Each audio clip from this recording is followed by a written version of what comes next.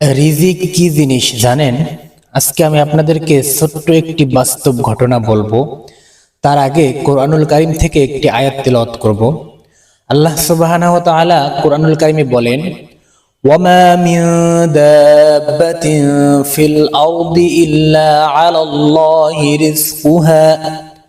আল্লাহ তাআলা বলেন, জমিনের উপরে যতগুলো জীবজন্তু আছে প্রত্যেকের রিজিকের মালিক আল্লাহ সুবহানাহু ওয়া তাআলা। প্রত্যেকের রিজিক আল্লাহ তাআলা জোগাড় করে থাকেন।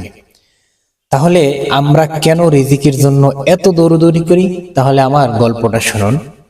আজকে আমি দুপুরে ভাত খাওয়ার সময় পাইনি, বাইরে কাজে গেছিলাম। তো আমি 4টার দিকে আইসা ভাত খাবো। তো আমার জন্য অল্প একটু তরকারি ছিল এবং ডাল ছিল, আর আমার ভাত ছিল। তো আমি ভাতগুলো প্লেটের উপরে নিলাম।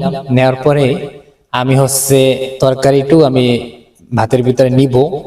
এমন অবস্থায় একজন পথচারী এক ভাই আসছে, আইসা আমাকে সালাম দিল। আমি চিনি না। তো বলছি, কেমন আছেন? আমি বলছি, আলহামদুলিল্লাহ ভালো, আপনি কেমন আছেন? বলছে, ভালো আছি।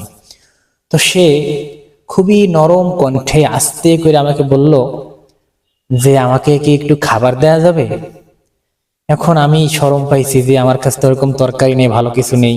তাই আমি বললাম, কি ভাত তো আছে, কিন্তু শুধু ডাল আছে আর অল্প একটু তরকারি আছে, আপনি কি এই দিয়ে ভাত খেতে পারবেন? বলছে, হ্যাঁ আমি এই দিয়ে ভাত খেতে পারবো, আমাকে দেন। তো আমি তাকে 1 প্লেট ভাত দিলাম এবং সেই তরকারি থেকে তাকে অর্ধেক দিলাম, ডাউল অর্ধেক দিলাম এবং তাকে ভাত আমি দিলাম। তো সে দেখলাম তৃপ্তি সহকারে ভাতটা খাইলো। খাওয়ার পরে আলহামদুলিল্লাহ বলল। তো এটাই হচ্ছে রিজিক, যে আমি কখনো কল্পনাও করতে পারিনি। আর আমি জানতামও না যে আমি কেন দুপুরে সময় মতো ভাতটা খাইলাম না, 4টার দিকে আইসা কেন খাইলাম। হ্যাঁ, এটাই হচ্ছে মূল বিষয় ছিল। হয়তো আমি তখন এই জন্যই খাই নাই যে এই রিজিকের ভাগ আরো অন্য একজন আছে, আমি একা নই। কারণ এই জন্যই আমি টাইম মতো আমার ভাতটা আমি খাইতে পারিনি, আমার খাবারটা আমি খাইতে পারি নাই, কারণ এখানে আরো একজনের ভাগ আছে। তো কিন্তু এটা আমাদের কল্পনায় ছিল না, এখানে তার রিজিকের একটা অংশ ছিল। তার জন্য আমি চাইলেও এটা খাইতে পারি নাই। সে সময় মতো চলে আসছে এবং তার রিজিক সে খেয়ে চলে গেছে। এটাই হচ্ছে রিজিক। তাহলে আমরা কেন এত ছুটোছুটি, এত মারামারি, এত হানাহানি কেন করি? শুধুমাত্র খাওয়ার জন্যই তো, তাই না? আল্লাহ তাআলা আপনার জন্য যা বরাদ্দ রাখছে সেটা আপনি অবশ্যই পাবেন, আল্লাহ আপনাকে দিবে।